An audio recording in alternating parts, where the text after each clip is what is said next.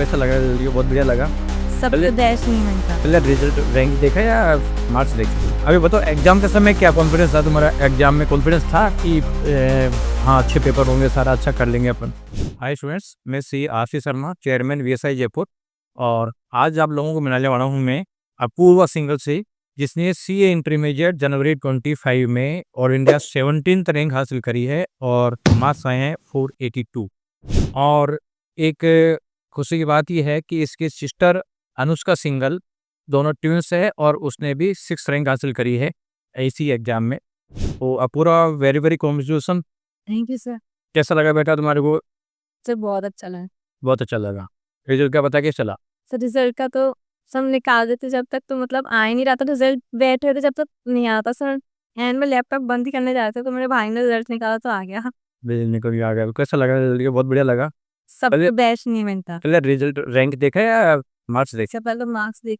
पहले मार्क्स देखी, फिर थोड़ा सा लगा कि ये रैंक हो सकती है, से रैंक जगह तो बहुत खुशी की बात है। ज़्यादा जिस एग्जाम में पास होना मुश्किल है, उस एग्जाम में आपने रैंक हासिल करी है और बहुत बड़ी उपलब्धि होती है। बहुत बहुत शुभकामनाएं। ने पेरेंट्स का भी नाम रोशन किया है और वीएसआई का भी नाम रोशन किया है।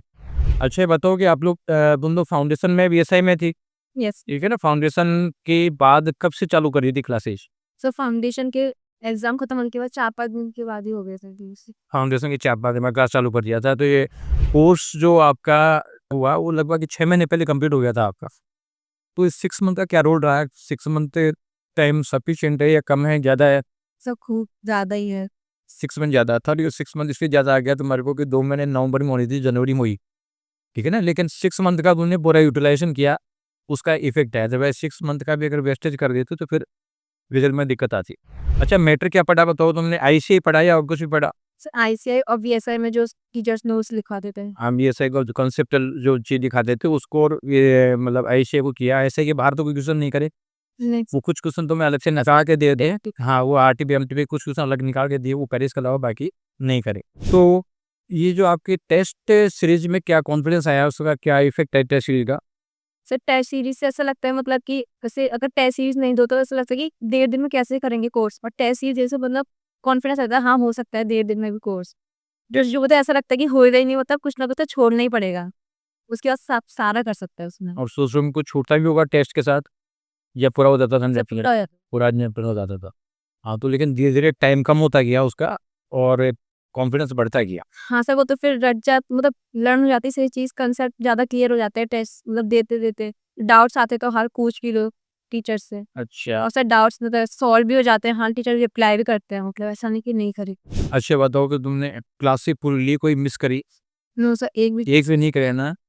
अनुष्का ने भी नहीं करी, अपूर्वा ने भी क्लास मिस नहीं करी। बच्चों, सबसे बड़ी समझने की चीज़ है कि मिस नहीं करना, क्योंकि वो जो एक दिन मिस हो गया ना, वो परमानेंटली मिस हो गया ना, वो तो लॉस हो गया होगा, क्योंकि वो कभी कवर नहीं हो पाएगा, क्योंकि टाइम इतना पैक रहता है।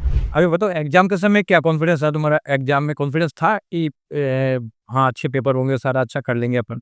हाँ सर थोड़ा सा डर लग रहा था, पर हाँ अच्छा इतना पढ़ाई करी तो फिर रिजल्ट तो आएगा ही, तो फिर थोड़ा बहुत तो कॉन्फिडेंस था ही। कॉन्फिडेंस था ये, तो चलो बहुत खुशी की बात है। अच्छा बताओ, अब जूनियर स्टूडेंट्स को क्या कहना चाहोगे तुम?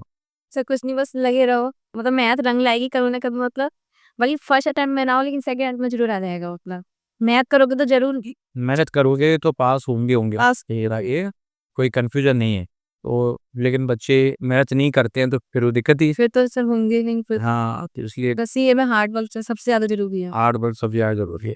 चलो, बहुत अच्छी बात है अपूर्वा, थैंक यू।